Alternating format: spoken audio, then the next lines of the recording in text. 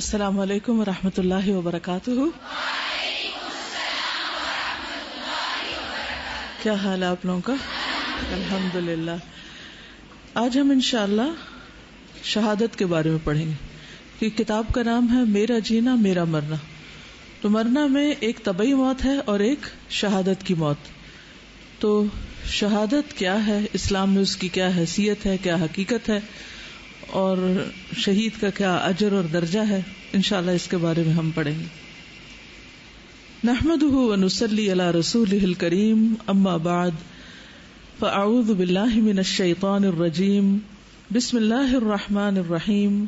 رب اشرح لی صدری ویسر لی امری واحلل عقدۃ من لسانی یفقہوا قولی. بے شک میری نماز اور میری قربانی، میرا جینا اور میرا مرنا اللہ رب العالمین کے لیے، اس کا کوئی شریک نہیں. اسی بات کا مجھے حکم دیا گیا اور میں اسلام لانے والوں میں سے سب سے پہلے اسلام لانے والا ہوں. اس بات کا حکم نبی صلی اللہ علیہ وسلم کو دیا گیا. قل، آپ کہہ دیجئے. اگرچہ اللہ سبحانہ تعالیٰ کا اپنا کہنا بھی کافی ہے، لیکن جو بات اللہ تعالیٰ کی طرف سے آ رہی ہو اور پھر نبی صلی اللہ علیہ وسلم کے ذریعے کہلوائی جا رہی ہو، اس بات کی اہمیت اور زیادہ ہو جاتی. اور یہ حکم صرف نبی صلی اللہ علیہ وسلم کے لیے خاص نہیں، بلکہ خطاب آپ سے ہے اور حکم سب کے لیے ہے. کیا کہ ہماری تمام عبادات صرف اللہ سبحانہ تعالیٰ کے لیے ہونی چاہیے. نہ صرف یہ کہ نماز اور قربانی جسمانی اور مالی عبادت، بلکہ ساری کی ساری زندگی. محیایا و مماتی، محیایا میری زندگی اور مماتی میری موت، یعنی جب سے میں پیدا ہوا ہوں اور جب میں مروں گا، ان دونوں کے بیچ میں جو بھی میری زندگی ہے وہ سب اللہ کی خاطر، اللہ کی فرما برداری میں گزرے گی. اور اس میں میں یہ انتظار نہیں کروں گا کہ پہلے دوسرے لوگ کر لیں تو پھر میں بھی کر لوں گا ان کی پیروی میں. انا اول المسلمین. اور اللہ کے رسول صلی اللہ علیہ وسلم جو کچھ لوگوں کو بتاتے تھے پہلے خود اس پر عمل کرتے تھے. اول المسلمین. تو ہم سب کے لیے بھی یہی ضروری ہے کہ جو کچھ ہم کہیں اس پر خود بھی عمل کریں. اور اللہ سبحانہ تعالیٰ کی ذات جو کہ سب سے اہم ہے ہماری زندگی میں، اس لیے اس کا حکم بھی سب سے زیادہ اہم ہے ہمارے لیے کہ جب وہ فرمائے کہ ایسا کرو تو ہمیں کیا کرنا چاہیے؟ سمعنا و اطعنا. ہم نے سنا اور ہم نے بات مان لی. تو آئیے دیکھتے ہیں کہ شہادت کیا ہے. شہید کا لفظ جو ہے یہ شین ہا دال سے ہے. شہد یشہد، گواہی دینا. تو شہید دراصل گواہی دیتا ہے اپنے عمل سے، اپنی جان دے کر، کہ وہ اللہ کو اپنا رب مانتا ہے، وہ اللہ پر ایمان لایا، وہ اس دین پر ایمان لایا.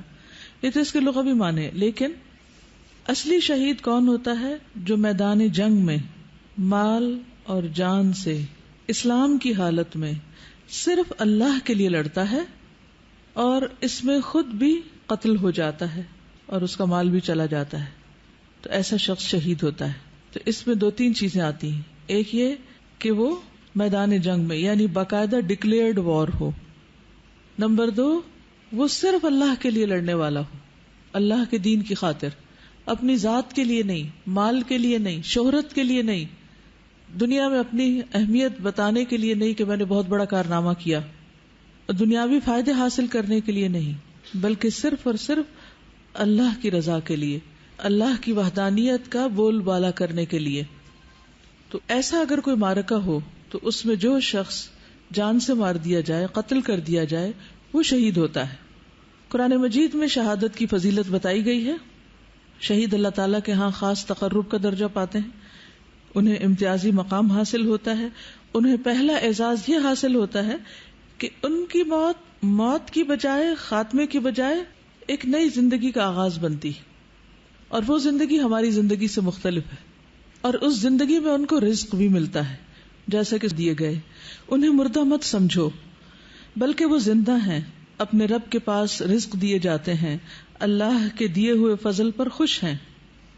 سورۃ البقرہ میں اللہ تعالیٰ اور اللہ کی راہ میں قتل ہونے والوں کو مردہ نہ کہو، بلکہ وہ زندہ ہیں، لیکن تم ایسی زندگی کا شعور نہیں رکھتے. یعنی ان کی زندگی اس زندگی سے مختلف ہے جو میں اور آپ گزار رہے ہیں، اور ہمیں امید ہے کہ وہ اس سے کہیں زیادہ بہتر ہے. اس میں تو انسان کو رزق خود کمانا پڑتا ہے، اور وہاں وہ یرزقون، اللہ سبحانہ تعالیٰ کی طرف سے رزق دیے جاتے ہیں، ایک آنر ہے ان کے لیے، اکرام ہے ان کا. اسی طرح سورۃ محمد آیت نمبر 4 سے ہیں اللہ ان کے اعمال ہرگز ضائع نہ کرے گا، انہیں راہ دکھائے گا، سیہدیہم، اور ان کے حالات کی اصلاح کر دے گا، یعنی ان کی زندگی میں اگر کوئی کمی بیشی رہ گئی ان کی اطاعت میں تو اس کو بھی درست کر دے گا، ان کا نام اعمال درست فرما دے گا، اور انہیں اس جنت میں داخل کرے گا جس کی اس نے انہیں پہچان کرا دی ہے.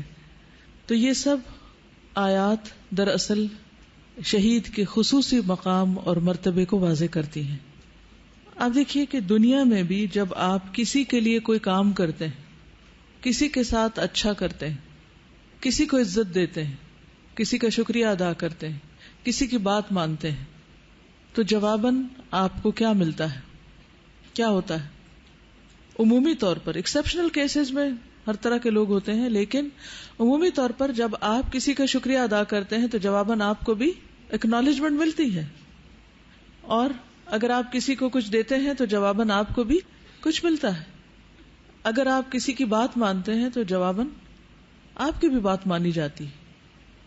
تو یہ تو عام انسانوں کے ساتھ معاملے پر انسان کو زندگی میں اتنا کچھ مل جاتا ہے، تو اگر معاملہ بندوں کے ساتھ نہ ہو، اللہ سبحانہ وتعالیٰ کے ساتھ ہو، اور پھر اللہ سبحانہ وتعالیٰ کو انسان اپنی سب سے قیمتی چیز جس کا بدل کچھ اور ہے ہی نہیں، مال کا بھی بدل ہوتا ہے، باقی چیزوں کا بھی، لیکن جان کا بدل کچھ نہیں، کہ اگر آپ ایک دفعہ دے دیں تو آپ کو کوئی اور لوٹا نہیں سکتا. تو جب آپ وہ اللہ سبحانہ وتعالیٰ کو خوش کرنے کے لیے دے دیتے ہیں تو پھر جس ہستی کے ساتھ، جس عظیم ذات، جس عظیم رب کے ساتھ آپ معاملہ کرتے ہیں، وہ اس کا بدلہ کس شکل میں دے گا اور کتنا بڑا دے گا اور کیسا دے گا، یہ حقیقت میں اللہ سبحانہ وتعالیٰ ہی جانتا ہے، جو اسی کے شایان شان ہے. تو اس لیے کوئی بھی شخص جب اللہ تعالیٰ کے ساتھ اچھا معاملہ کرتا ہے تو کبھی بھی نامراد اور محروم نہیں رہتا. اب یہ ڈپینڈ کرتا ہے کہ آپ کے اپنے اندر کتنا اخلاص ہے، آپ اس کے لیے کوئی کام کتنا کر رہے ہیں. شہادت تو ایک بہت اعلیٰ درجہ اور مقام ہے، لیکن عام روزمرہ زندگی میں بھی جب آپ اچھے کام کرتے ہیں اور اللہ کے لیے کرتے ہیں تو اس میں بھی ہر شخص کے اخلاص کے مطابق اس کا اجر ہوتا ہے. مثلا اس وقت آپ کلاس میں سب اکٹھے بیٹھے ہوئے، کون کس نیت سے آ کے بیٹھا ہے، اور یہاں سے اٹھنے کے بعد اس کو اللہ کے ہاں کیا ملے گا، یہ ڈپینڈ کرتا ہے کہ آپ کی سوچ کیا ہے، آپ کی نیت کیا ہے، آپ کا شوق کیا ہے، آپ کی توجہ کتنی ہے اللہ کی بات کی طرف. اس کے مطابق آپ سے معاملہ کیا جائے گا، اس کے مطابق آپ کو درجہ ملے گا. بظاہر دو شخص نماز پڑھ رہے ہوتے ہیں، دیکھنے میں دونوں کی حرکات برابر کی، لیکن دونوں کا مقام فرق ہے اللہ کی نگاہ میں. یہ فرق کس بنا پر ہے؟ ظاہر کی بنا پر یا کسی اور چیز پر؟ نیت اور اخلاص کی بنا پر، باطن کی بنیاد پر، کہ اندر کیا ہے اس شخص کے، خشوع و خضوع کتنا ہے. تو یہ بھی ہو سکتا ہے کہ ایک شخص بظاہر اللہ کے راستے میں جان دے دے لیکن اس کو جنت کی بجائے جہنم ملے. کیوں؟ اس لیے کہ اس نے اللہ کے لیے نہیں جنگ کی. تو اسلام کا یہ جو نظریہ ہے، نظریہ جنگ، وہ باقی پوری دنیا سے مختلف ہے. دنیاوی جنگیں جتنی بھی ہیں ان میں عموماً دنیاوی فائدے سامنے رکھے جاتے ہیں، لیکن مسلمان جب لڑتا ہے تو وہ صرف اللہ کی رضا کے لیے لڑتا ہے. تو اس کی مزید وضاحت بھی آگے ہم دیکھیں گے. احادیث میں بھی شہادت کی فضیلت بیان کی گئی ہے. ابن ماجہ کی روایت ہے، رسول اللہ صلی اللہ علیہ وسلم نے فرمایا، اللہ کے پاس شہید کے لیے 6 انعامات ہیں. خون کے پہلے قطرے کے ساتھ ہی اس کی مغفرت ہو جاتی ہے، اسے جنت میں اس کا ٹھکانہ دکھا دیا جاتا ہے، اسے عذاب قبر سے محفوظ رکھا جاتا ہے، وہ قیامت کے دن بڑی گھبراہٹ سے محفوظ رہے گا، اسے ایمان کے لباس سے مزین کیا جائے گا. اللہ ہی بہتر جانتا ہے کہ وہ کتنا خوبصورت لباس ہوگا. خوبصورت آنکھوں والی حوروں سے اس کی شادی کی جائے گی اور اس کے 70 رشتہ داروں کے حق میں اس کی شفاعت قبول کی جائے گی، یعنی اس کے خاندان کے لوگ جو جہنم میں جانے والے ہوں گے اس کی شفاعت کی وجہ سے ان کو بھی جنت ملے گی. ایک اور حدیث سے پتہ چلتا ہے جو سلسلہ صحیحہ کی حدیث ہے کہ شہید سے اللہ تعالیٰ محبت کرتے ہیں. نبی صلی اللہ علیہ وسلم نے فرمایا، اللہ تعالیٰ 3 قسم کے آدمیوں سے محبت کرتا ہے، ان پر ہنستا ہے اور ان سے خوش ہوتا ہے. ان میں سے ایک وہ آدمی کہ اس کی جماعت فرار ہو گئی، سب چلے گئے، بھاگ گئے، لیکن وہ ان کے بعد اللہ کے لیے لڑتا رہا. کیونکہ میدان جنگ سے بھاگنا کیا ہے؟ کبیرہ گناہ ہے. قتل ہو گیا یا اللہ تعالیٰ نے اس کی مدد کی اور اسے کفایت کی، یعنی اس کی مدد کی اور وہ قتل نہیں ہوا بلکہ وہ اپنے مشن میں کامیاب ہو گیا. اللہ تعالیٰ ایسے آدمی کے بارے میں کہتا ہے میرے بندے کی طرف دیکھو وہ اپنے آپ سے کیسے صبر کروا رہا ہے، کہ کوئی بھی نہیں ہے پھر بھی اللہ کی خاطر جمع ہوا ہے. یہ تو خیر ایک بہت ہی نازک مرحلہ ہے، لیکن کسی بھی کام میں جب اللہ سبحانہ وتعالیٰ کی خاطر آپ صبر کرتے ہیں، وَلِرَبِّكَ فَاصْبِرْ، چاہے وہ لوگوں کی باتیں ہوں، چاہے کوئی کام مشکل ہو، چاہے آپ نیند چھوڑ کے تھک رہے ہوں اور پڑھ رہے ہوں، کوئی بھی چیز جس کو آپ اللہ کے لیے کر رہے ہوں اور آپ کو اسے بندوں سے دنیا سے کوئی ریوارڈ ملنے کا کسی بھی قسم کی امید یا نیت یا تمائی نہ ہو، خیال ہی نہ ہو، اور آپ کے لیے یہ بات کافی ہو کہ اس وقت میرا رب مجھے دیکھ رہا ہے. اب دیکھیں کہ رات کی تنہائیوں میں جب آپ پڑھ رہے ہوتے ہیں، چاہے نماز پڑھ رہے ہوں چاہے سبق یاد کر رہے ہوں، اور اللہ کے سوا کوئی آپ کو دیکھ نہ رہا ہو، نہ آپ کی اماں اٹھ کے دیکھ رہی ہے، نہ ابا، نہ کوئی بہن، نہ بھائی، نہ رشتے دار، اور آپ کو بھی نیند آئی ہے، لیکن آپ چاہتے ہیں کہ آپ قرآن مجید کے ماہر بن جائیں اور آپ پڑھے جا رہے ہیں کیونکہ دن میں آپ کو وقت نہیں ملتا، یکسوئی نہیں ملتی، آپ تھکے ہوئے لیکن آپ صبر کے ساتھ لگے ہوئے ہیں. اس کو کون آپ کو دیکھ رہا ہوگا؟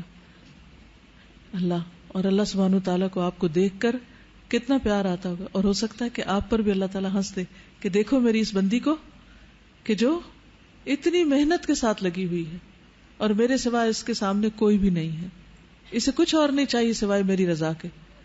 تو ہم سب چاہتے ہیں کہ ہائے کوئی کام پتہ چل جائے کہ اللہ کو خوش کر دیں. کام بہت ہے خوش کرنے والے، ہم کرنے والے تو ہوں، کیونکہ ہمیں ابھی فرصت نہیں ملی لوگوں کو خوش کرنے سے.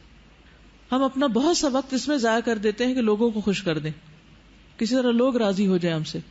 لیکن اگر ہم سب کی توجہ اس پر ہو جائے کہ اللہ ہم سے راضی ہو جائے تو آپ کو معلوم ہے پھر کیا ہوگا.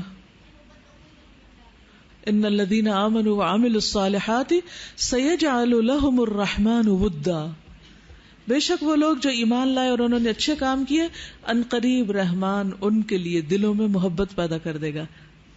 پھر اس بات کے پیچھے بھاگنے کی ضرورت نہیں ہوگی کہ آپ لوگوں کو خوش کر دیں کسی طرح، اللہ تعالیٰ خود ہی ان کے دل میں ڈال دے گا. جب آپ کی نیت کیا ہوگی؟ اللہ کو راضی کرنا.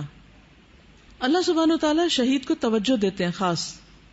سنن نبی داؤد کی روایت ہے، رسول اللہ صلی اللہ علیہ وسلم نے فرمایا ہمارے رب کو اس بندے پر بڑا تعجب ہے جو اللہ کی راہ میں جہاد کے لیے نکلے اور اس کے ساتھ ہی بھاگ نکلے، مگر اس بندے کو گناہ کا احساس ہو تو وہ قتال کے لیے واپس لوٹ آئے حتیٰ کہ اس کا خون بہا دیا جائے. تو اللہ تعالیٰ اپنے فرشتوں سے کہتا ہے دیکھو میرے بندے کی طرف، میرے ہاں ثواب کی رغبت میں اور میری پکڑ کے ڈر سے واپس لوٹ آیا حتیٰ کہ اس کا خون بہا دیا گیا. یعنی خصوصی توجہ اس کی طرف اور اس کا ذکر فرشتوں کے سامنے، یعنی ایک طرح سے فرشتوں کے سامنے اس پر فخر کرتے ہیں کہ دیکھو میرے اس بندے کو جسے صرف میرے ڈر نے اس جگہ روکا اور یہ اپنی جگہ چھوڑ کے بھاگا نہیں. اسی طرح شہید کے جان نکلنے کی تکلیف بھی بہت کم ہوتی ہے. مسند احمد کی روایت ہے، رسول اللہ صلی اللہ علیہ وسلم نے فرمایا شہید قتل کی صرف اتنی تکلیف محسوس کرتا ہے جتنی تم میں سے کسی کو چیونٹی کے کاٹنے سے ہوتی. آج کل چیونٹیاں بہت نکلی ہیں نا برسات میں، کہیں نہ کہیں کاٹ جاتی ہیں. کبھی کسی کو کاٹا؟ کس کو ایکسپیرینس ہے چیونٹی کاٹنے کا؟ اوکے سب کو ہی ہے. نیکسٹ ٹائم جب چیونٹی کاٹے تو اس وقت یہ حدیث یاد کریں.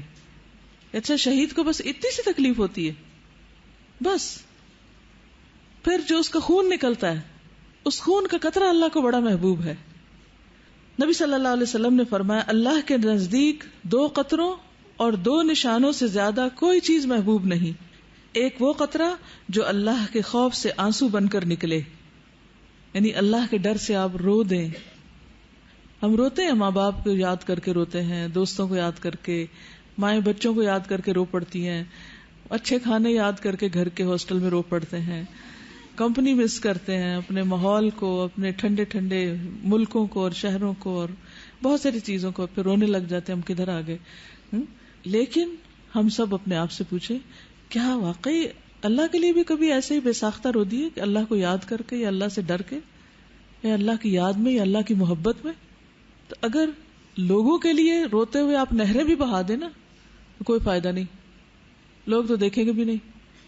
بعض لوگ تو اور خوش ہوں گے کہ اچھا آپ روئیں. جس کو آپ سے ویسے محبت نہیں، کیا آپ کے رونے سے اس کو آپ سے محبت ہو جائے گی؟ نہیں ہوئے گی. تو آنسو بڑی قیمتی چیز ہیں. اگر ان کو بہانا ہی ہے تو اللہ کی یاد میں بہائیں, اور جو اللہ کی یاد میں بہائے گا ایک قطرہ بھی اس کا ٹپکے گا وہ اللہ کو بے حد محبوب ہوگا. لیکن عموماً لوگ جو نماز میں بھی روتے ہیں یا قرآن کی مجلس میں یا کسی دینی مجلس میں, تو اس میں بھی بہت سخت چیک رکھنے کی ضرورت ہے اپنے اوپر کہ اس وقت جو میں رو رہی ہوں کہیں اس میں ریاکاری تو نہیں, لوگوں کو دکھانے کے لیے تو نہیں رو رہی میں کہ لوگ مجھ سے امپریس ہو جائیں کہ میں بہت اللہ والی ہوں. کیونکہ اس وقت اپنی نیت کا حال سوائے اپنے یا اللہ کے کسی کو معلوم نہیں ہوتا. تو اسی لیے ایک تابعی کہتے ہیں, شاید سفیان ابن عیینہ یا سفیان الثوری ہیں, وہ کہتے ہیں کہ اللہ کی راہ میں بہائے جانے والے بہت سے آنسو ریاکاری پر مبنی ہوتے ہیں. ان کے کوٹ کا خلاصہ یہ, اس میں حقیقی طور پر اللہ کی یاد نہیں ہوتی, اس میں بھی دکھاوا ہوتا ہے. تو ان آنسوؤں کو کوئی فائدہ نہیں, جو چاہے آپ قرآن پڑھ کے ہی رو رہے ہو لیکن لوگوں کو دکھانے کے لیے رو رہے ہوں. تو اللہ کی خاطر تنہائی میں روئیے جب کوئی نہ دیکھ رہا ہو, کسی کو پتہ نہ چلے. دوسرا وہ خون کا قطرہ جو اللہ کی راہ میں بہے, اور 2 نشان, یعنی 2 قطرے اور 2 نشان کی بات ہوئی تھی نا. اور 2 نشان تو ایک اس زخم کا نشان ہے جو اللہ کے راستے میں لگے, اور اللہ کے فرائض میں سے کسی فرض کو پورا کرنے میں لگنے والا نشان. وہ کون سا ہے؟ نماز کے جو اعضاء ہیں نا, جیسے گھٹنے ہیں, گھٹنے بھی کالے کالے ہو جاتے ہیں, پیشانی پہ لگ جاتا ہے, پاؤں کے ٹخنے پہ جو صحیح طور پر جو لوگ پاؤں رکھتے ہیں زمین پر ان کے وہاں پر نشان پڑ جاتا ہے. تو یہ نشان بھی اللہ کو بڑے پیارے ہیں. اچھا, لوگوں کو ان نشانوں سے, کئی لوگ سجدہ ڈھنگ کا نہیں کرتے کہ ماتھا کالا ہو جائے گا یا نشان لگ جائے گا. لوگوں کو شاید پسند نہ ہو کہ اچھا یہ کیا ہے اس کے ماتھے پہ نشان لگا ہوا ہے, کیونکہ ہم کیا چاہتے ہیں, اسپاٹ لیس فیس. لیکن اللہ سبحانہ وتعالیٰ کا کون سا ماتھا پسند ہے؟ اسپاٹ والا, جو اللہ کی خاطر لگا ہو.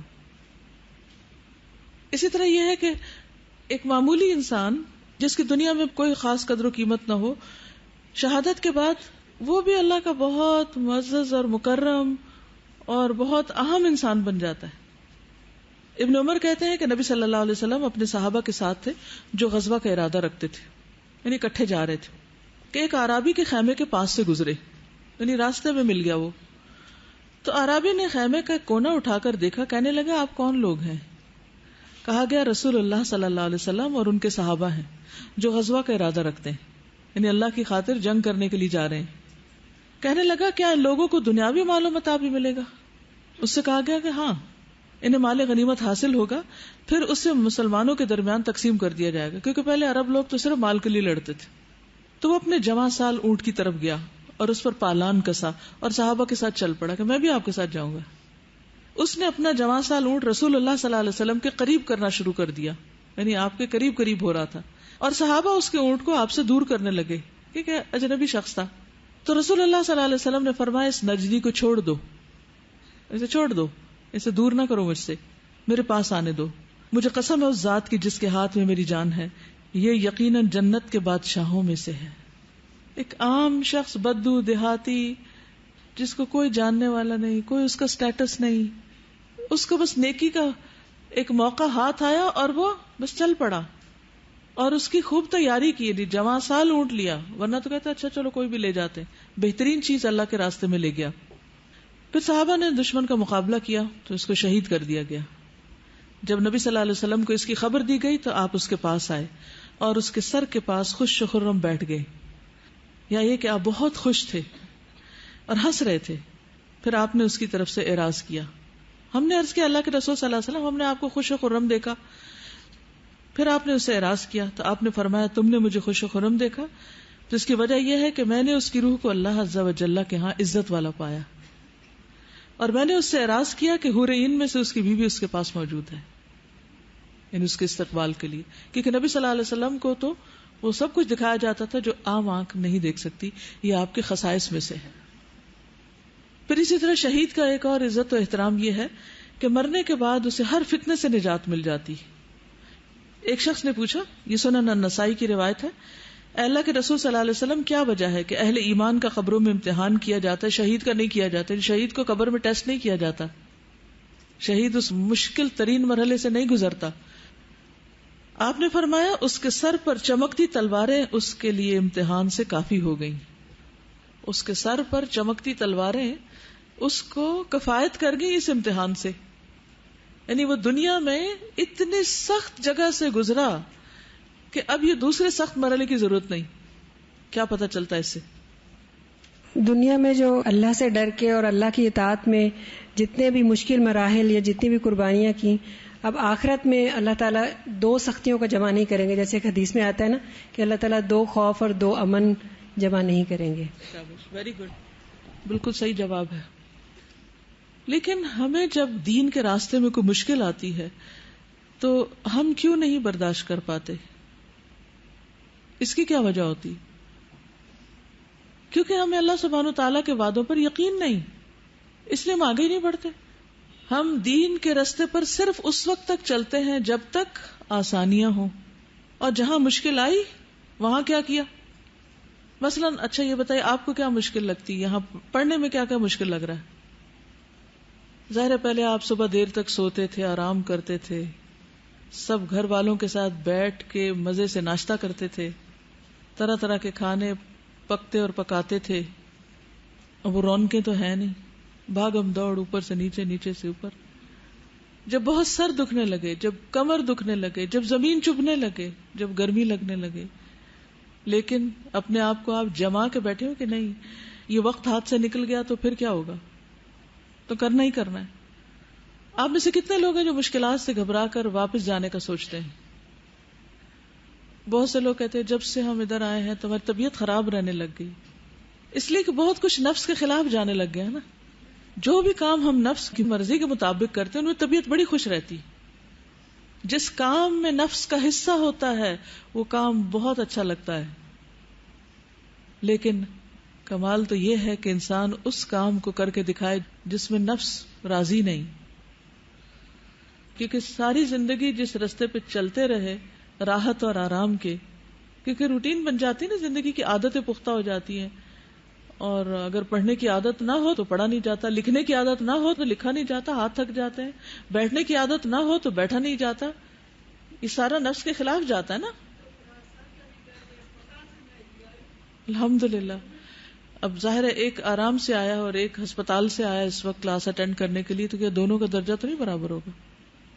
جی استاد، جیسے کل میں نے اپنی ٹو ڈو لسٹ بنائی تھی کہ میں نے 3-4 پارے ریوائز کرنے تھے، میرے ری ٹیسٹ آئے ہوئے تھے، تو اس ٹائم کل ویکینڈ بھی تھا اور سب اکٹھے ہوئے ہوئے تھے، پہلا ویکینڈ تھا چھٹیوں کے بعد، اور دل وہاں بھی لگا ہوا تھا، اللہ سب اکٹھے باتیں کر رہے ہیں اور لائبریری میں بیٹھا بھی نہیں جا رہا تھا. لیکن میں نے اپنے کپ کو کہا نہیں میں نے یہ بنایا ہوا، میں نے کرنا ہے. اور الحمدللہ استاذہ صبح سے لے کے شام تک میں نے اپنے سارے کام کیے. اس کے بعد پھر اللہ تعالیٰ نے میرے ورک میں برکت ڈالی اور پھر میں نے اور بھی سب کے ساتھ باتیں کی بیٹھ کے. مل بھی نہیں. بس اصل میں ہمارے پاس اتنا ٹائم ہوتا ہے نا، جب مثلاً 10 گھنٹے ہوتے ہیں تو ہم تھوڑا سا بھی کام ہو تو اسے 10 گھنٹوں پہ اسٹریچ کرتے ہیں.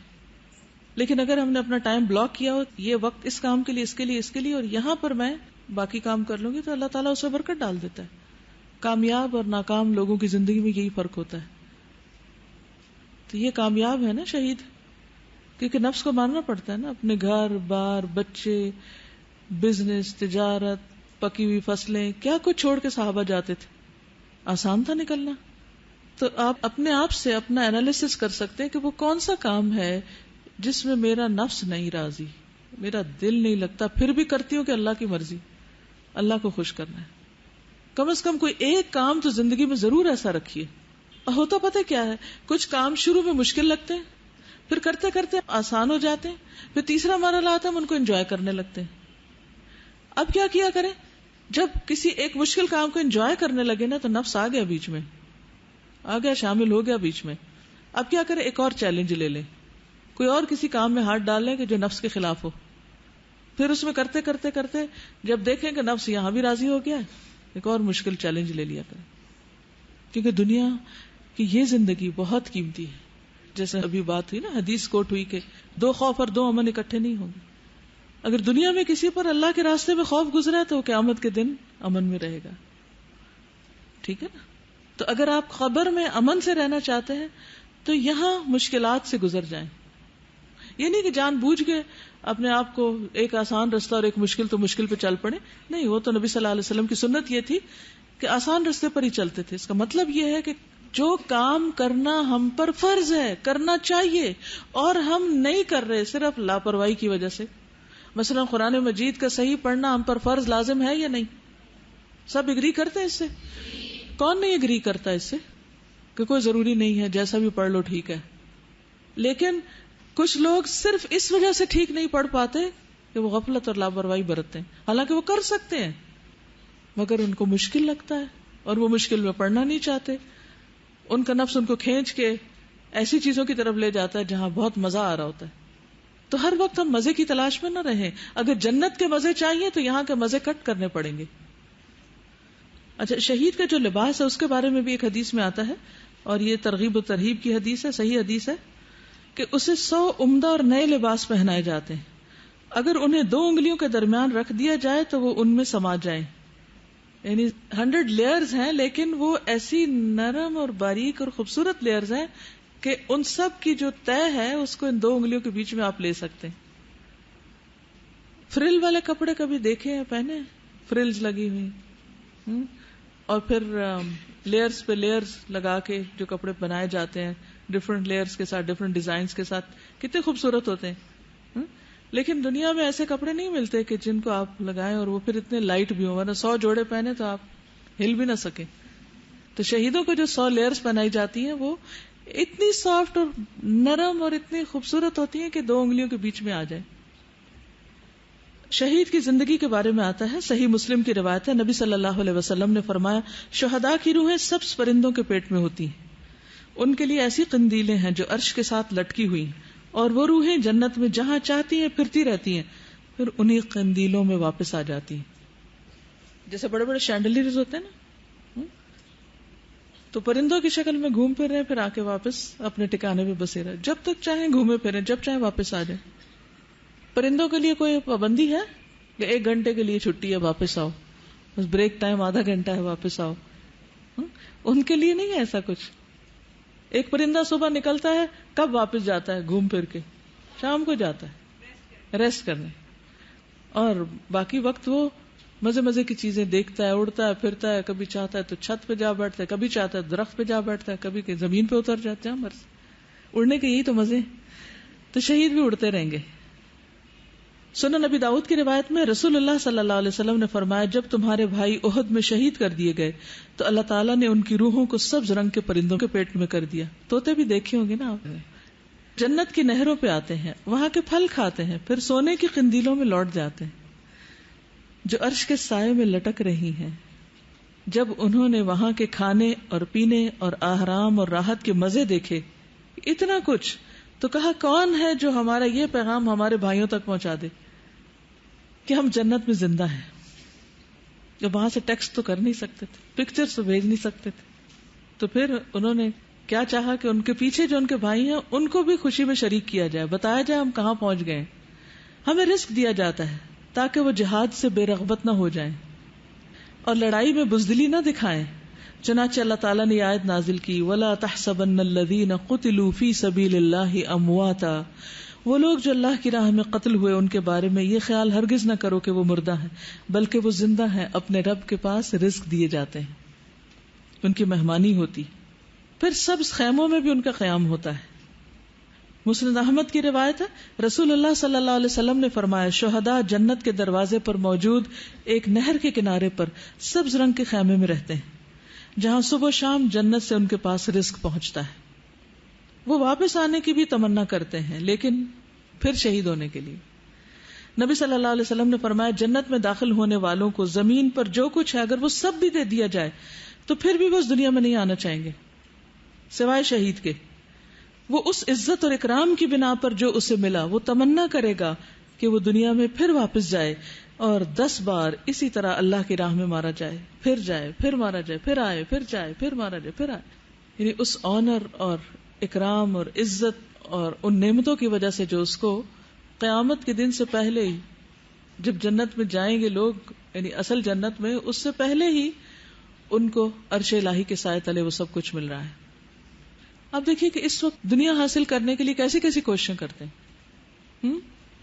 مثلاً اگر آپ یہ چاہیں کہ بحریہ ٹاؤن میں گھر خرید لیں تو کیا کرنا پڑے گا، کتنا کام کرنا پڑے گا، کتنی محنت کرنی پڑے گی.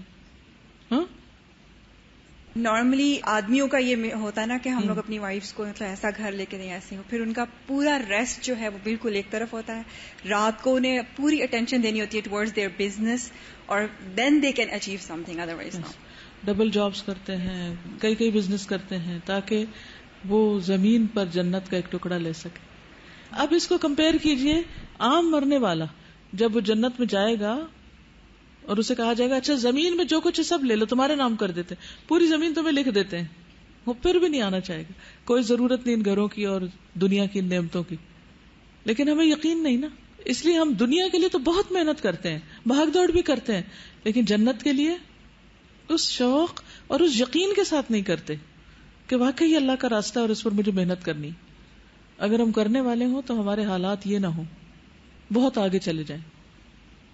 کل ہمارے بچے گئے ہوئے تھے مری، تو واپس آ کے میں نے پوچھا کہ کیسا رہا، کہتے بہت اچھا، لیکن ایک انسیڈنٹ سے دل میں بہت زیادہ تکلیف ہے کہ ابھی ہم کیا کر رہے ہیں۔ میں نے کہا کیا ہوا؟ کہتے وہاں ایک 10 سال کا بچہ تھا، تو ہم چل رہے تھے تو وہ ہمارے ساتھ لگ گیا کہ مجھے کچھ دو، تو کہتے ہمارے جیب میں بڑے نوٹ تھے، چھوٹا نہیں تھا اور بچہ چھوٹا تھا، تو خیر ایک کے پاس کچھ نکل آیا، تو اس نے پوچھا تمہارا نام کیا؟ تو اس نے اپنا نام بتایا۔ اس نے کہا اچھا تمہیں نماز آتی؟ پہلے پوچھا سورۃ فاتحہ آتی؟ کہتے ہاں آتی۔ کہا سناؤ؟ تو کہنے لگا اعوذ باللہ من الشیطان الرجیم۔ اس نے کہا اور آگے کیا؟ اس سے آگے کیا؟ کچھ نہیں آتا۔ پھر کہا نماز آتی؟ کہتے ہاں۔ کہا سناؤ؟ کہا اشہد ان لا الہ الا اللہ و اشہد ان محمدا عبدہ و رسولہ۔ کہا آگے؟ کہتے بس یہی ہے نا۔ خیر اور گفتگو ہوتی رہی۔ پھر کہا کہ تمہیں پتا کہ ہمیں مرنے کے بعد اللہ کو جواب دینا ہے؟ کہتے ہاں وہ میری امی بتاتی ہیں کہ اللہ سانو تندور چ سٹے گا، تنور چ سٹے گا، پنجابی میں بول رہی ہوں، یعنی اللہ تعالیٰ جہنم میں پھینکے گا۔ بس اللہ تعالیٰ کیا کرے گا، کون ہے وہ، بس اتنا پتا تھا اس کو۔ آپ دیکھیے کہ کتنے مدرسے ہیں، کتنے لوگ دین کا کام کر رہے ہیں، لیکن ان تک کوئی ابھی تک کیوں نہیں پہنچ سکا؟ کیا وجہ ہے؟ کیا وجہ ہے؟ اگر آپ میں سے جتنے لوگ صرف یہاں بیٹھے ہوئے، اگر صرف ایسے 10 بچوں کو پڑھا دیں کہ جنہیں کچھ نہیں آتا، صرف ایسے 10 بچوں کو، تو کوئی جاہل نہ رہے۔ اور ہمارے آس پاس ہمارے سرونٹس کے بچے، ہماری گلی میں بچے، ہمارے کون سی جگہ ایسی ہے کہ جہاں ایسے بچے نہ ہوں؟ ہر جگہ ہیں، ہر جگہ۔ لیکن ہمارے جو معیار ہیں اپنے اور ان کے لیے، وہ ہمیں کچھ نہیں کرنے دے رہے۔ ہمارے بچوں کے ایک دن کا جو کینٹین کا خرچہ ہے وہ ان کے مہینے کی فیس ہو سکتی، خود نہیں پڑھا سکتے، انہیں کسی اسکول میں داخل کرا دیں، انہیں اسپانسر کر دیں۔ کون بتائے گا ان کو؟ پتہ ہی نہیں کہاں سے آئے، کہاں جانا ہے۔ کس قدر تکلیف دہ صورتحال ہے نا۔ اور کہیں بھی آپ چلے، کسی سیر و تفریح کے مقام پہ چلے جائیں، جو بچے بھی اتنے بے شمار ٹورسٹ سے ملتے ہیں، اگر ہر ٹورسٹ بھی ان کو ایک چھوٹی چھوٹی چیز سکھا دے تو کتنی تبدیلی ہو سکتی۔ یہ جہالت ایسے نہیں ختم ہوگی، اس کے لیے باقاعدہ ہمیں ایک جہاد کرنا پڑے گا، محنت کرنی پڑے گی، تکلیف اٹھانی پڑے گی، اور ہم میں سے ہر ایک کو کرنا پڑے گا، جس کے بھی دائیں بائیں آگے پیچھے کوئی بھی ہے۔ ہم کہتے ہیں ہمیں سمجھ نہیں آتی ہم کیا کام کریں، ہم کون سا کام کریں، کوئی ہماری ٹریننگ کر دے، کوئی ہمیں کچھ سکھا دے۔ بھئی آپ سب کو نماز آتی ہے نا اپنے پڑھنے کے لیے؟ اتنا تو آپ سکھا ہی سکتے ہیں نا، پھر جو خود کو آتا وہ تو دے ہی سکتے ہیں نا۔ قل هو اللہ تو آتا ہے نا، آپ وہی سکھا سکتے ہیں آپ دوسرے کو۔ لیکن ہمارا دھیان ہی نہیں، کیونکہ اس میں نفس کو تکلیف ہے نا۔ ہم دین میں بھی وہ کام کرنا چاہتے ہیں جس میں نفس کو راحت ہے، جس کو کر کے مزہ آتا ہے، تو پھر اجر بھی اتنا ہی ہوگا نا، جو مزہ چاہیے وہ مزہ مل جاتا ہے اور بات ختم۔ پھر اسی طرح شہداء کا قیامت کے دن بھی خاص مقام ہوگا۔ ابو ہریرہ سے روایت ہے، اور یہ صحیح ترغیب و ترہیب کی روایت ہے، وہ نبی صلی اللہ علیہ وسلم سے روایت کرتے ہیں کہ آپ صلی اللہ علیہ وسلم نے جبریل علیہ السلام سے اس آیت کے بارے میں پوچھا کہ جب سور پھونکا جائے گا تو آسمان اور زمین میں جو بھی موجود ہے سب بے ہوش ہو جائیں گے۔ قرآن مجید میں آتا نا الا من شاء اللہ، مگر جن کو اللہ چاہے گا۔ تو وہ کون لوگ ہیں جن کے متعلق اللہ تعالیٰ نہیں چاہے گا کہ وہ بے ہوش ہوں؟ انہوں نے فرمایا کہ وہ اللہ کے شہید بندے ہیں۔ پھر اللہ تعالیٰ قیامت کے دن ان کو دیکھ کر ہنسیں گے، خوش ہو جائیں گے۔ رسول اللہ صلی اللہ علیہ وسلم نے فرمایا اللہ تعالیٰ کے ہاں قیامت کے دن افضل جہاد ان لوگوں کا ہوگا جو پہلی صف میں دشمن کا مقابلہ کرتے ہیں اور پیچھے نہیں پلٹ کے دیکھتے، پیچھے کو متوجہ نہیں ہوتے، مڑ کے نہیں دیکھتے، بیک آؤٹ نہیں کرتے، حتیٰ کہ وہ شہید ہو جاتے ہیں۔ یہی وہ لوگ ہیں جو جنت کے اعلیٰ بالا خانوں میں داخل ہوں گے.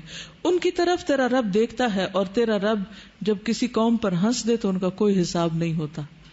یعنی جس سے اللہ تعالیٰ خوش ہو جائے اور اسے دیکھ کر ہنس پڑے تو پھر اس کا حساب نہیں, وہ بے حساب جنت میں داخل ہو جائے.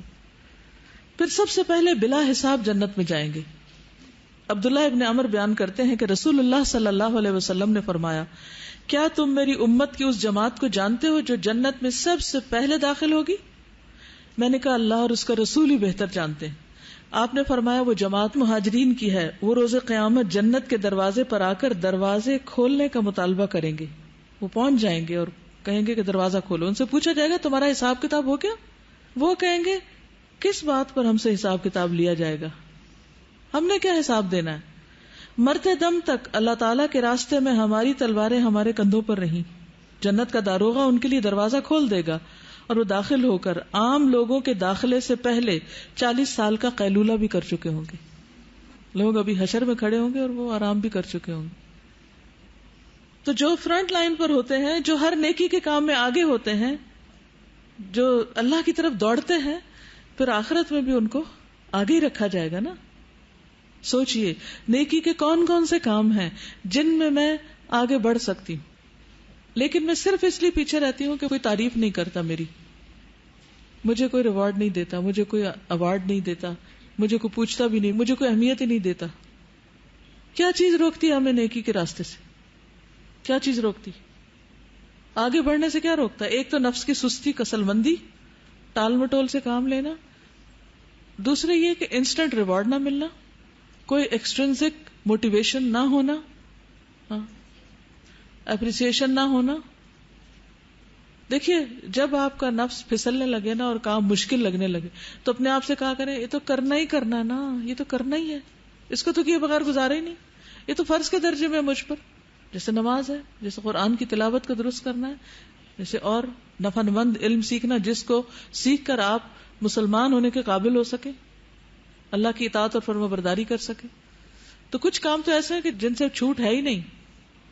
تو اگلی صفحے.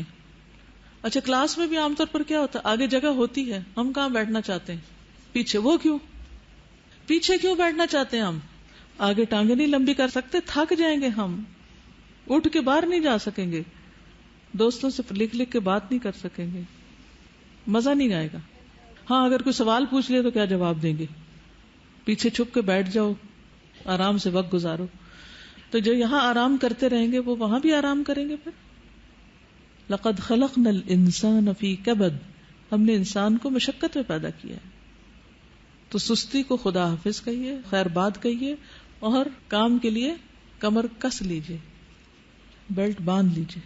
شہداء کے گھر بھی بہت خوبصورت ہوں گے. سمرہ بن جندب روایت کرتے, صحیح بخاری کی روایت ہے کہ نبی صلی اللہ علیہ وسلم نے فرمایا, میں نے رات خواب میں 2 آدمی دیکھے جو میرے پاس آئے, پھر وہ مجھے لے کر ایک درخت پر چڑھے, اس کے بعد مجھے ایک ایسے مکان میں لے گئے جو نہایت خوبصورت اور سب سے افضل تھا. ایسا خوبصورت مکان میں نے کبھی نہیں دیکھا تھا. ان دونوں نے کہا یہ گھر شہداء کا ہے. کبھی ایسا ہوتا ہے نا, آپ کسی بستی میں جاتے ہیں, سڑک پہ جا رہے ہوتے ہیں, ایک دم ایک گھر آپ کی پوری توجہ مبذول کر لیتا ہے, تو آپ گاڑی سلو کر دیتے ہیں اور کبھی کبھی روک بھی دیتے ہیں اور ایک ایک چیز کا جائزہ لینے لگتے ہیں, کیونکہ وہ آپ کی آنکھوں میں کھپ جاتا ہے. تو آپ تمنا کرنے لگتے ہیں کہ کاش میرا گھر بھی ایسا ہو. تو ایسی تمنا جب دنیا کی دل میں آنے لگے تو فوراً دھیان آگے کیا کریں کہ اللہ ایسے کاموں کی توفیق دے کہ وہاں پر یہ سب نصیب ہو جو کبھی چھننا ہی نہیں, جانا ہی نہیں ہاتھ سے. پھر ان کے درجات بہت بلند ہوں گے. نبی صلی اللہ علیہ وسلم نے فرمایا جنت میں 100 درجے ہیں جو اللہ نے اپنے راستے میں جہاد کرنے والوں کے لیے تیار کیے ہیں. ان 2 درجوں میں اتنا فاصلہ ہے جتنا زمین اور آسمان میں ہے. تو سوچئے وہ کس بلند مقام پر پھر ہوں گے.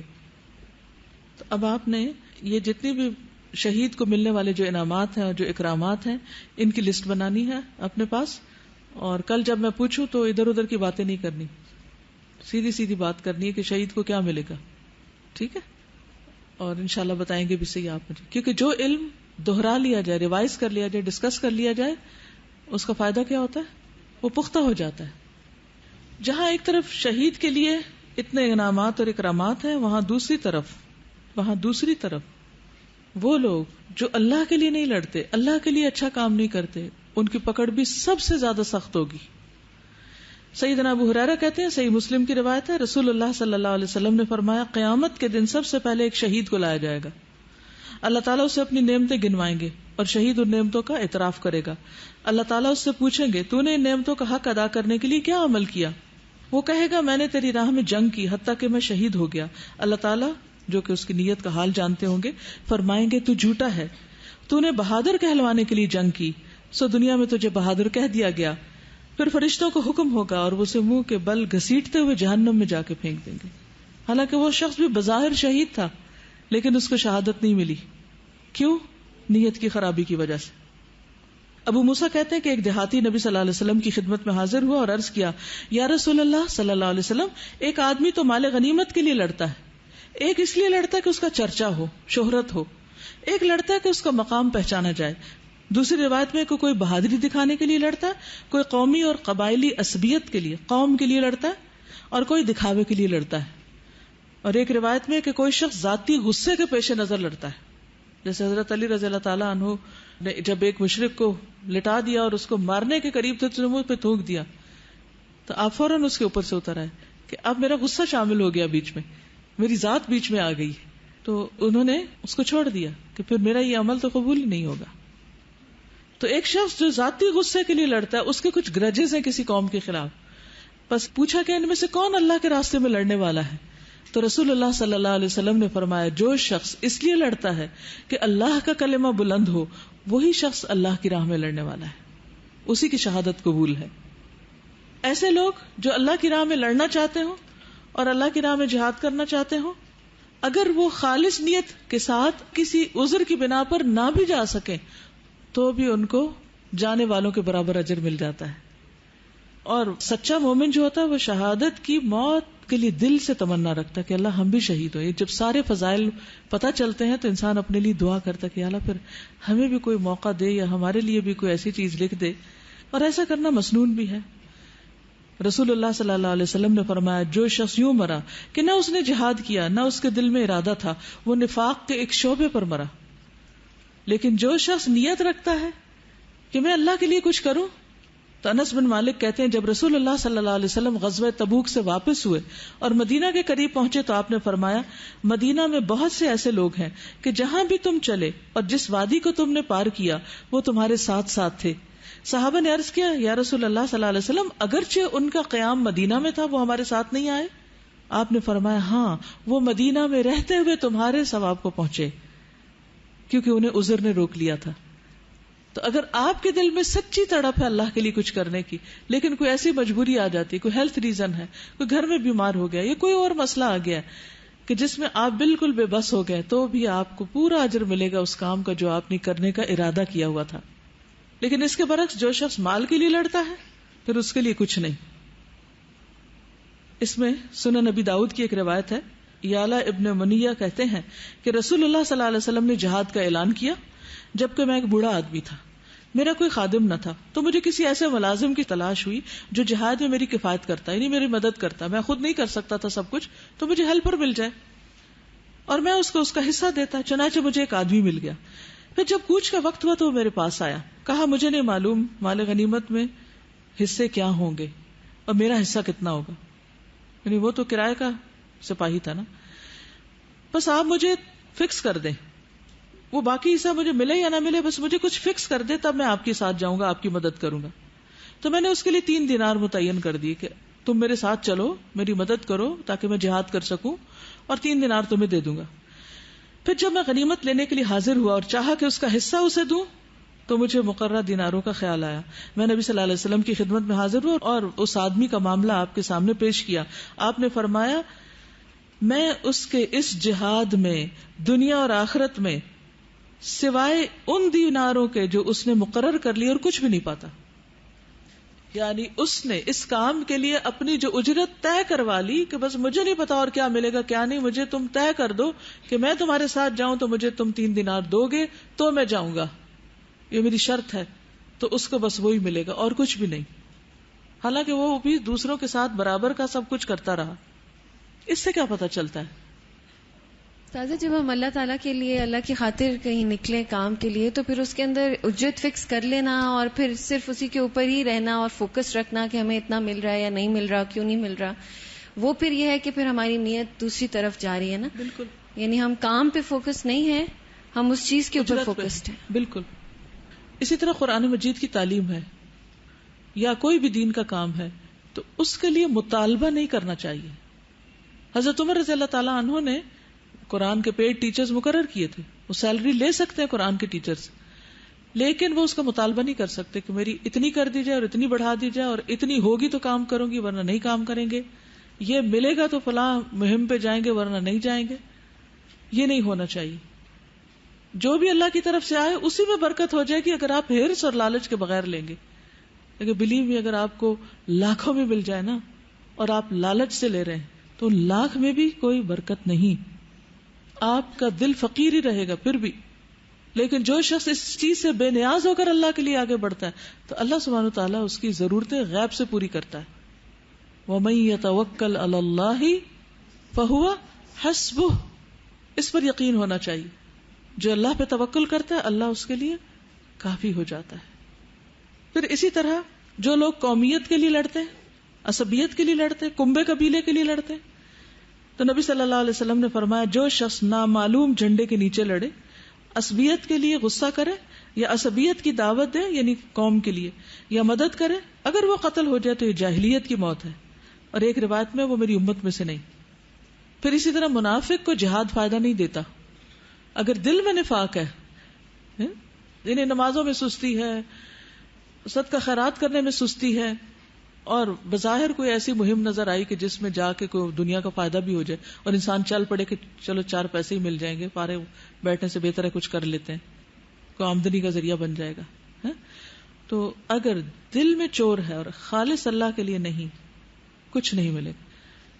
صحیح ترغیب و ترہیب کی روایت ہے، رسول اللہ صلی اللہ علیہ وسلم نے فرمایا مقتول 3 قسم کے. ایک وہ مومن شخص جس نے اللہ کے راستے میں جان اور مال سے جہاد کیا، یہاں تک کہ جب اس نے دشمن کا سامنا کیا اس سے لڑائی کی اور مارا گیا تو وہ شہید ہے، جس کو اللہ کی جنت کے لیے چن لیا گیا اور یہ اس کے عرش کے سائے تلے ہوگا. نبیوں کا درجہ اس سے صرف نبوت کے درجے کی وجہ سے زیادہ ہوگا، یعنی نبیوں کے بعد فوراً اس کا درجہ ہوگا. دوسرے وہ شخص جو اپنے نفس پر گناہوں اور خطاؤں کی وجہ سے خائف تھا، بہت ڈر تھا اس کو اپنے گناہوں کا، اس نے اپنے مال اور جان کے ساتھ جہاد کیا، یہاں تک کہ جب اس نے دشمن کا سامنا کیا تو لڑائی کی اور مارا گیا. اس کی لڑائی کفارہ ہو گئی، اس لڑائی نے اس کے گناہوں اور خطاؤں کو مٹا دیا، کیونکہ تلوار گناہوں کو مٹانے والی ہے. تو یہ شخص جنت کے جس دروازے سے چاہے گا داخل ہوگا، کیونکہ جنت کے 8 دروازے ہیں اور جہنم کے 7 دروازے ہیں، اور بعض سے افضل ہیں، یعنی جنت کے دروازے بعض سے زیادہ بڑے ہیں. تو پہلا وہ ہے جو نیک تھا اور اللہ کے راستے میں نکلا تو اس کا درجہ تو بہت ہی بلند ہے. دوسرا یہ کہ ویسے گناہگار تھا لیکن اللہ کے راستے میں نکلا تو اس کے گناہ معاف ہو جائیں گے. اور تیسرا وہ منافق جس نے اپنے مال اور جان سے جہاد کیا، یہاں تک کہ جب اس نے دشمن کا سامنا کیا اور اللہ کے راستے میں لڑائی کی تو مارا گیا تو یہ جہنم میں جائے گا، کیونکہ تلوار نفاق نہیں مٹاتی، تلوار سے منافقت نہیں جاتی جتنا بڑا مرضی کام کر لیں. تو سنسیئرٹی جو ہے وہ بہت ضروری ہے.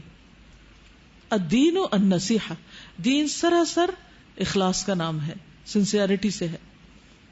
پھر اسی طرح شہادت کی دعا بھی کرنی چاہیے اور یہ مستحب ہے. حضرت عمر دعا کیا کرتے تھے، اللہم ارزقنی شہادتا فی سبیلک واجعل موتی فی بلد رسولک. اے اللہ مجھے اپنے راستے میں شہادت دے اور میری موت آپ کے رسول کے شہر میں ہو. نبی صلی اللہ علیہ وسلم نے فرمایا جو سچے دل سے شہادت کی دعا مانگتا ہے اللہ تعالیٰ اس کو شہداء کے مرتبوں پر پہنچا دیں گے، اگرچہ اسے موت اپنے بستر پہ آئے. اب آپ دیکھیے کہ عورتوں پر تو ایسا جہاد ہے بھی نہیں، وہ پہلی صف میں کھڑی بھی نہیں ہو سکتی. پھر اگر کوئی جنگ ہو بھی تو ان کو پیچھے رہ کے مدد کرنی ہوتی، وہ آگے فرنٹ لائن پہ نہیں جاتی. تو پھر اس کا مطلب یہ تو سارے ریوارڈ صرف مردوں کے لیے ہیں. ایسا شخص کیا کرے؟ ایک مرتبہ حضرت عائشہ نے پوچھا تھا کہ جہاد تو مردوں کے لیے، عورتیں کیا کریں؟ تو آپ نے فرمایا جہاد کن الحج، حج تمہارا جہاد ہے، کیونکہ اس میں بھی بڑی قربانیاں کرنی پڑتی، بہت مشکل سفر ہے. چاہے آج کے دور میں جتنی بھی سہولتیں، پھر بھی مشکلات ہوتی کئی قسم کی. تو جو لوگ اس میں صبر کرتے ہیں اور اپنے احرام کا خیال رکھتے ہیں، اس کو اکرام دیتے ہیں، تو ایسے لوگ پھر واقعی جہاد کر کے ہی لوٹتے ہیں. تو اللہ سبحانہ و تعالیٰ آپ کو اپنے راستے میں کوئی بھی کام کرنے کی، کوئی بھی محنت کرنے کی، مثلا طالب علم جو اللہ کے راستے میں نکلتا ہے، اس کے قلم کی سیاہی شہید کے خون سے بھی زیادہ اللہ کو عزیز ہے. یہ کام بھی چھوٹا نہیں ہے. تو اصل چیز کیا کہ اللہ میری جان تو اپنے لیے لے لے، بس میری جان کسی اور کام کے لیے استعمال نہ، تیرے لیے ہو بس.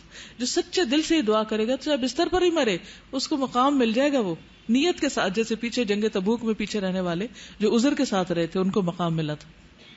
تو عورت ہونا بھی ایک عذر ہے نا، نہیں جا سکتے تو دوسرے راستے ہیں. اس میں ایک چیز اور بھی ہے کہ اگر جان دینا تو بہت بڑی قربانی ہے نا، تو چھوٹی چھوٹی قربانیوں سے بھی بندہ سٹارٹ لے اور اس میں بھی اپنے دل کی کیفیت چیک کرے کہ کیا میں اتنی ایگرلی جو ہے وہ یہ قربانیاں بھی دے سکتی ہوں، وقت کی ہے، مال کی ہے، اور اپنی آرام کی ہے، نیند کی ہے، عزت کی ہے، ایگو کی ہے. جی بالکل. کیونکہ ہوتا کیا ہے کہ جب ہم اتنا کام کرتے ہیں اور کوئی ہمیں کہتا ہے یہ کیا کیا تم نے، اس کو ہمارا کیا نظر نہیں آتا، جو نہیں کیا وہ پکڑ لیتا ہمیں، تو ہم ڈسارٹ ہو جاتے ہیں. تو اس کا مطلب نے اللہ کے لیے نہیں کیا. تو اللہ تعالیٰ ایسے امتحان ڈال ڈال کے ہمیں کھڑا کرتا ہے کہ میرے لیے کون کر رہا ہے، تاکہ اس کا مخلص بندہ اس کے لیے خالص ہو کر اس اجر کو پہنچ پائے. ابھی ایک حدیث کوٹ ہوئی تھی کہ تلوار گناہوں کو مٹا دیتی ہے. مجھے 2 پوائنٹس میرے دماغ میں جیسے تھوڑے سے سٹک ہو گئے کہ گناہوں کو اگر آپ نادم ہیں اس میں تو وہ مٹ سکتے ہیں، لیکن نفاق کو نہیں مٹا سکتی. کیونکہ نادم نہیں ہے، نادم نہیں ہے. اور مجھے یہ لگ رہا تھا کہ مطلب ہم لوگ ابھی مطلب جیسے جہاد کر رہے ہیں، ہم اپنا پین یوز کر رہے ہیں، واٹ ایور، لائک ہم اپنی جان اس میں خرچ کر رہے ہیں.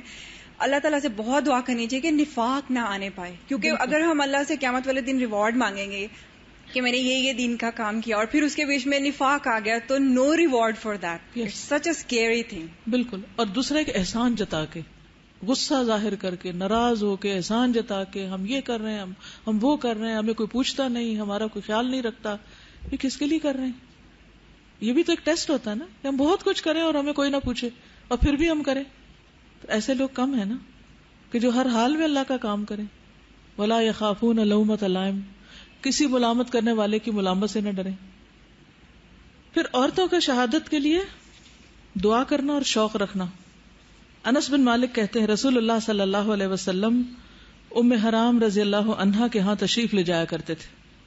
وہ آپ کو کھانا کھلاتی تھی. یہ عبادہ بن صامت کے نکاح میں تھی. ایک دن رسول اللہ صلی اللہ علیہ وسلم تشریف لے گئے تو انہوں نے آپ کی خدمت میں کھانا پیش کیا اور آپ کے سر سے جوئیں نکالنے لگی. اب آپ کے ہائے آپ تو اتنے صاف تھے، جوئیں کہاں سے آ گئی؟ آپ جتنے مرضی صاف ہوں لیکن آپ ہر طرح کے لوگوں سے جب ملتے ہیں نا، غریب امیر سے، تو جوئیں اڑ کے آ جاتی ہیں آپ کے پاس بھی.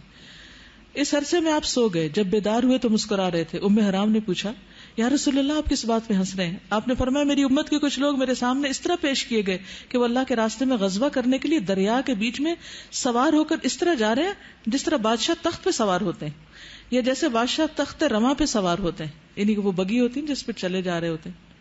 ام حرام کہتی ہیں کہ میں نے عرض کیا یا رسول اللہ صلی اللہ علیہ وسلم آپ دعا فرمائیے کہ اللہ مجھے بھی ان میں سے کر دے.